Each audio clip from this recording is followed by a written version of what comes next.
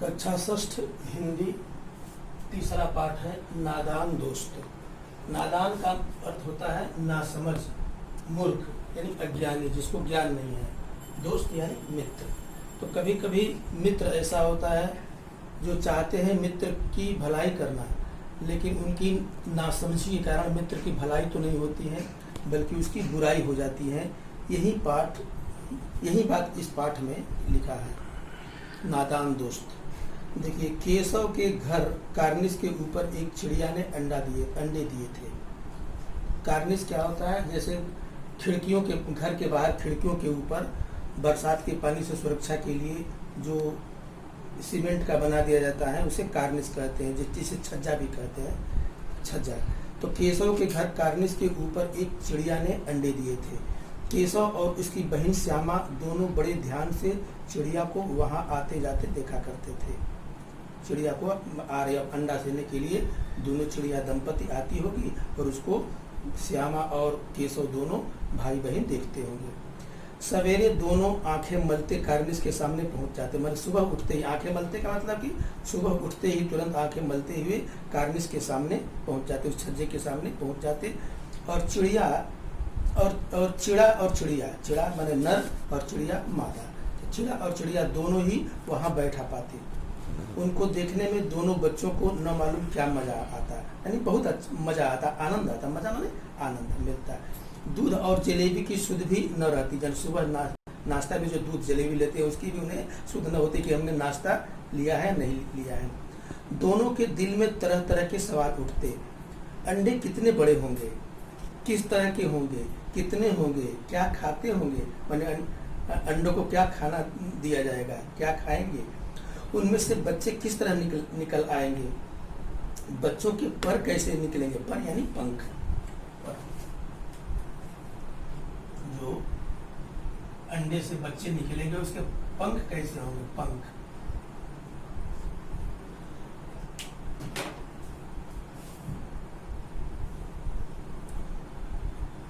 बच्चों के पर कैसे निकलेंगे, घोंसला कैसा है, यानी घोंसले में घास फूस का है, तिनके का है, रुई का है, कपड़े का है, घोंसला कैसा है, माने घोंसला जिसमें बच्चे रह रहे हैं, अंडे रह रहे हैं। लेकिन इन बातों का जवाब देने वाला कोई नहीं था। इसलिए जवाब नहीं था कि वो जो अंडे थे वो ऊपर थे, कार्निस के ऊपर थे, ऊंचाई पर थे। लेकिन इन बातों का जवाब देने वाला कोई नहीं। न अम्मा को घर के काम धंधों से फुर्सत थी, न बाबूजी को पढ़ने लिखने से। यानी अम्मा घर के काम धंधों में ही व्यस्त रहती थी और बाबूजी पढ़ने लिखने में ही व्यस्त रहते थे। दोनों बच्चे आपस में ही सवाल जवाब करके अपने दिल को तसल्ली दे दिया करते थे। माने दोनों बच्चे आपस में ही सवाल जवाब करते थे, भैया बहन से, बहन भैया से सवाल जवाब कर लेता था। श्यामा कहती, क्यों भैया, बच्चे निकलकर फुर से उड़ जाएंगे। केशव विद्वानों जैसे गर्व से कहता, गर्व माने घमंड से कि मैं ज्यादा जानता हूँ। नहीं री पगली, पहले पर निकलेंगे, बगैर पैरों के बेचारे कैसे उड़ेंगे। यानी पहले बच्चों के पर निकलेंगे, पंख निकलेंगे, इसके बाद में वो उड़ेंगे कुछ दिनों के बाद। श्यामा बच्चों को क्या खिलाएगी बेचारी, मैंने जो चिड़िया है उसकी माँ बच्चों को क्या खिलाएगी, उसके पास तो कुछ है भी नहीं। केशव इस पेचीदा सवाल का जवाब कुछ न दे सकता। यह सवाल जो केशव के लिए बहुत ही कठिन था और वो समझ नहीं पाता कि इसका हम क्या जवाब दें। इस तरह 3-4 दिन गुजर गए। दोनों बच्चों की जिज्ञासा दिन दिन बढ़ती जाती। जिज्ञासा यानी जानने की इच्छा, जिज्ञासा।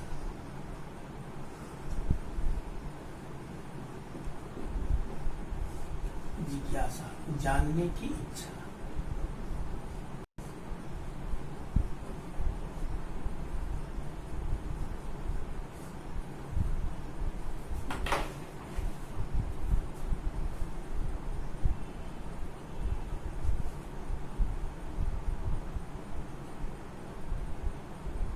इस तरह 3-4 दिन गुजर गए। दोनों बच्चों की जिज्ञासा दिन दिन बढ़ती जाती थी कि अंडों को देखने के लिए वे अधीर माने बेचैन, व्याकुल हो उठते थे। उन्होंने अनुमान लगाया कि अब जरूर बच्चे निकल आए होंगे। बच्चों के चारे का सवाल अब उनके सामने आ खड़ा हुआ। जब बच्चे निकल आए होंगे तो बच्चों को क्या खिलाया पिलाया जाएगा। दूसरा यह बेचारी इतना दाना कहाँ पाएगी कि सारे बच्चों का पेट भरे। गरीब बच्चे भूख के मारे चूचू करके मर जाएंगे। मैंने चिड़ियों के बच्चे के लिए उन केशव और उनकी बहन श्यामा के दिल में एक वेदना होती है, कष्ट होता है, दुख होता है।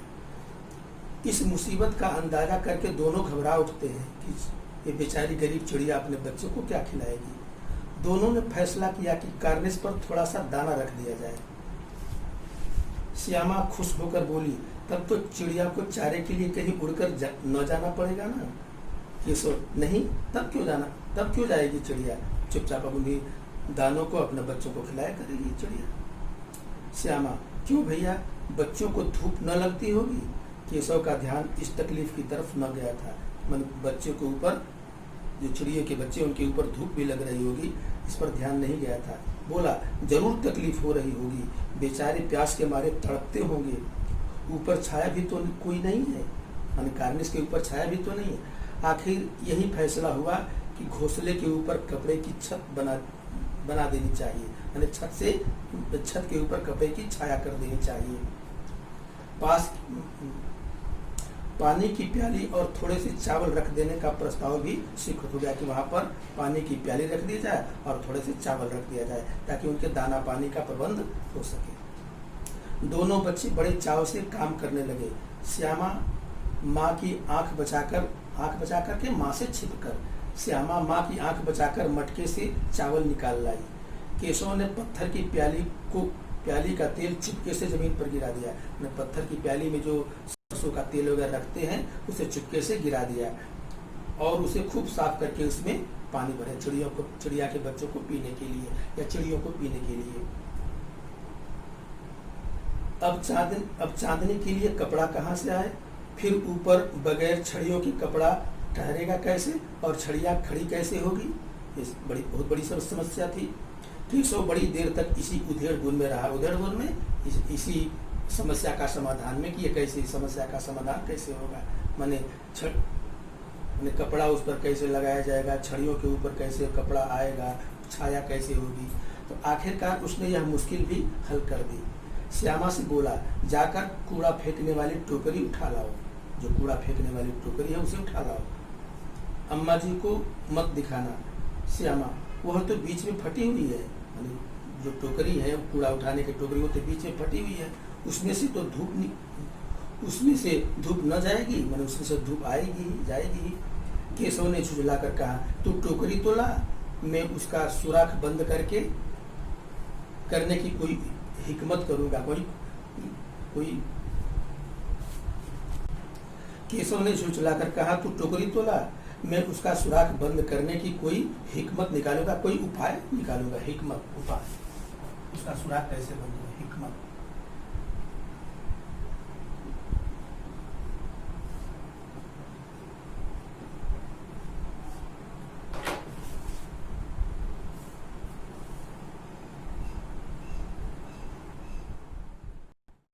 टोकरी उठा लाई।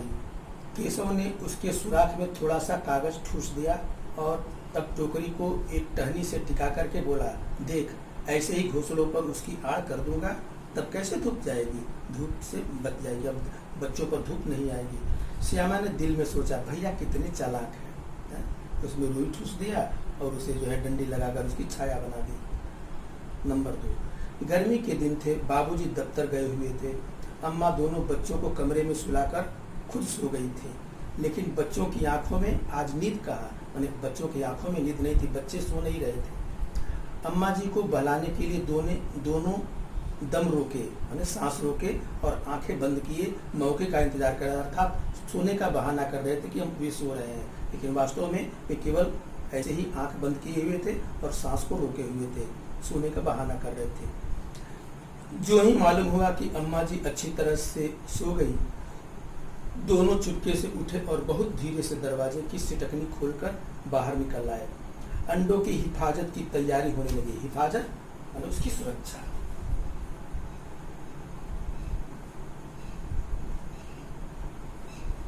हिफाजत, सुरक्षा।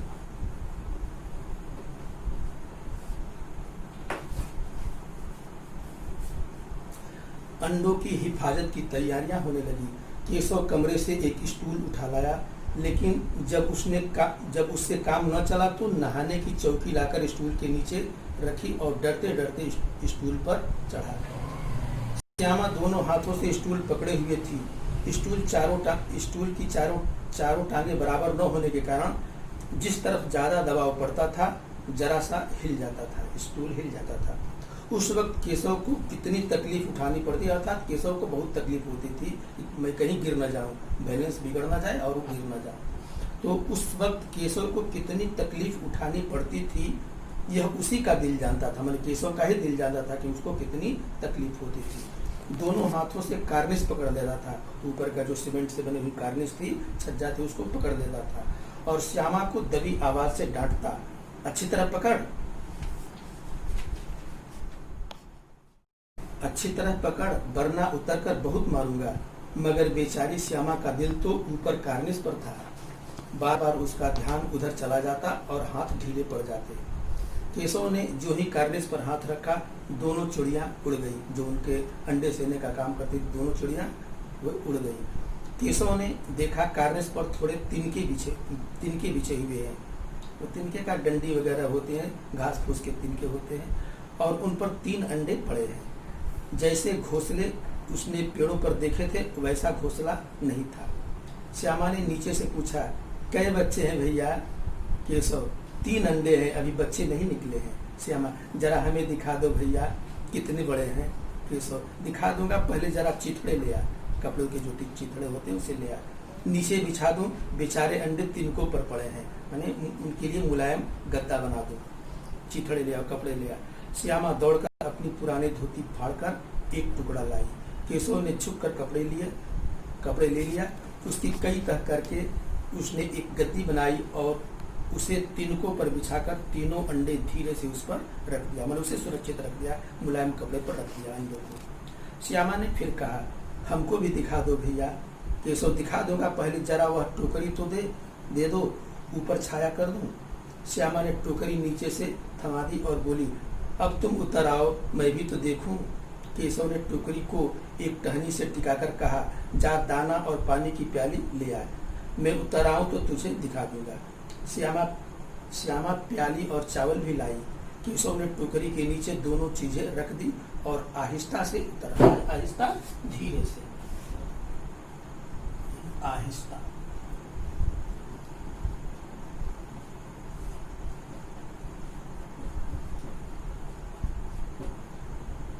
धीरे से।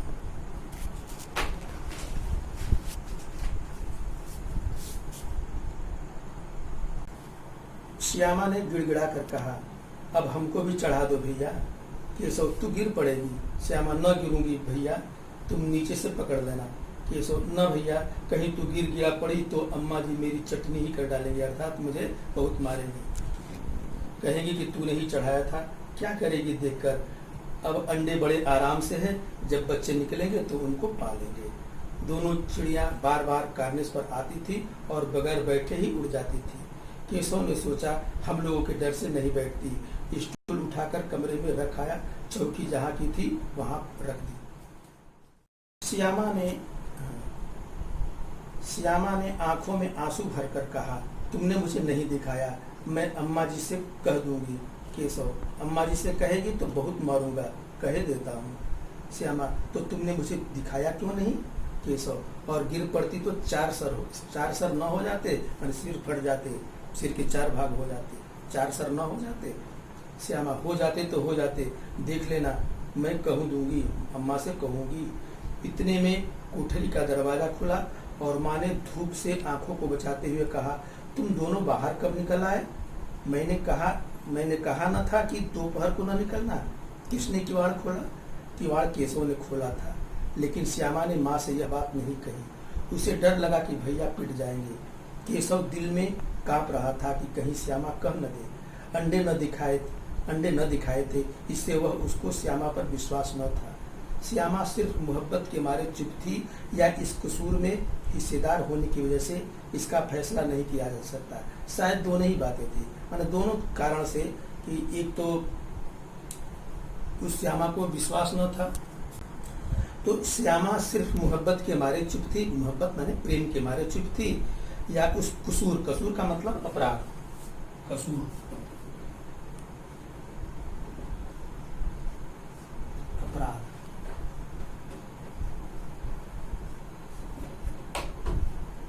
कसूर में हिस्सेदार माने भागीदार होने की वजह से इसका फैसला नहीं किया जा सकता। माने कसूर में हिस्सेदार होने माने अपराध में भागीदार होने की वजह से वो नहीं बता पा रही है, या केशव की मोहब्बत के कारण वो नहीं बता पा रही, प्रेम के कारण नहीं बता रही। यह दोनों बातें भी हो सकती हैं, या कुछ भी पता नहीं है। माँ ने दोनों को डांट डपट कर फिर कमरे में बंद कर दिया और आप धीरे धीरे उन्हें पंखा झलने लगी। अभी सिर्फ 2 बजे थे, बाहर तेज लू चल रही थी। अब दोनों बच्चों को नींद आ गई थी। 4 बजे यकायक माने अचानक श्यामा की नींद खुली, किवाड़ खुले हुए थे। वह दौड़ी हुई कार्निस के पास आई और ऊपर की तरफ ताकने लगी, देखने लगी। टोकरी का पता न था। संयोग से उसकी नजर नीचे गई और वह उल्टे पांव दौड़ती हुई कमरे में जाकर जोर से बोली। मैंने जैसे आई थी कमरे से वैसे ही उल्टे पांव दौड़ते हुए कमरे में जाकर जोर से बोली, भैया अंडे तो नीचे पड़े हैं, बच्चे उड़ गए। केशव घबरा कर उठा और दौड़ा हुआ बाहर आया तो क्या देखता है कि तीनों अंडे नीचे टूटे पड़े हैं और उनमें से कोई चूने की सी चीज बाहर निकल आई है, चूने जैसी सफेद चीज उसमें से बाहर निकल आई है। पानी की प्याली भी एक तरफ टूटी पड़ी है। उसके चेहरे का रंग उड़ गया। चेहरे का रंग उड़ना माने उदास होना, उसका चेहरा उदास हो गया। रंग उड़ने का मतलब उदास हो जाना। सहमी हुई आंखों से जमीन की तरफ देखने लगा। श्यामा ने पूछा, बच्चे कहाँ उड़ गए भैया? केशव ने करुण स्वर में कहा, करुण स्वर माने दयायुक्त स्वर में कहा, अंडे तो फूट गए श्यामा, और बच्चे कहाँ गए? केशव, तेरे सर में देखती नहीं अंडों में से उजला उजला पानी निकल आया है, वही तो 2-4 दिनों में बच्चे बन जाते।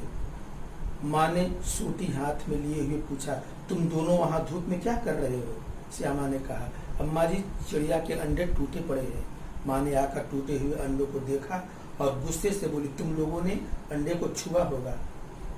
अब तो श्यामा को भैया पर जरा भी तरस न आया। उसी ने शायद अंडों को इस तरह रख दिया कि वह नीचे गिर पड़े। इसकी उसे सजा मिलनी चाहिए। बोली, इन्होंने अंडे को छेड़ा था अम्मा जी। माँ ने केशव से पूछा, क्यों रे? केशव भीगी बिल्ली बना। भीगी बिल्ली यानी बहुत ही उदास, परेशान, दुखी। केशव भीगी बिल्ली बना खड़ा रहा, मैंने बहुत परेशान बना हुआ खड़ा रहा। माँ तू वहां पहुंचा कैसे? श्यामा, चौकी पर स्टूल रखकर चढ़े अम्मा जी। केशव, तू स्टूल था मैं नहीं खड़ी थी? श्यामा, तुम्ही ने तो कहा था। माँ, तू इतना बड़ा हुआ तुझे अभी इतना भी नहीं मालूम है कि छूने से चिड़ियों के अंडे गंदे हो जाते हैं। चिड़िया फिर उन्हें नहीं सेती। मैंने गंदे अंडों को, या जिस अंडों को आदमी छू देता है, बच्चे छू देते, छेड़ देते हैं, उन अंडों को चिड़िया नहीं छेड़ती। माँ ने केशव से कहा, क्या तुम्हें इतने बड़े हो गए अभी ये भी मालूम नहीं है? श्यामा ने डरते पूछा, तो क्या चिड़िया ने अंडे गिरा दिए हैं अम्मा जी? माँ, और क्या करती? केशव के सिर इसका पाप पड़ेगा। हाय हाय, 3 जाने ले ली दुष्ट ने। केशव रूनी सूरत बना करके बोला, मैंने रूहानी सूरत, रोती हुई सूरत बना करके, मैंने चेहरे पर उदासी भरकर बोला, मैंने तो सिर्फ अंडों को गद्दी पर रख दिया था अम्मा जी। मैंने तिनकों पर थे, तिनकों से मैंने उठाकर उन्हें कपड़े की गद्दी पर रख दिया था अम्मा जी। माँ को हंसी आ गई, मगर केशव को कई दिनों तक अपनी गलती पर अफसोस होता रहा। अंडों की हिफाजत करने के जोग में उसने उनका सत्यानाश कर लिया है। और जो अंडों की हिफाजत के लिए, सुरक्षा के लिए उसने सारा उद्योग किया था, काम किया था, लेकिन अज्ञानता के कारण उसने अंडों का सत्यानाश कर दिया। इसे याद कर वह कभी कभी रो पड़ता था। दोनों चिड़िया वहां फिर न दिखाई दी।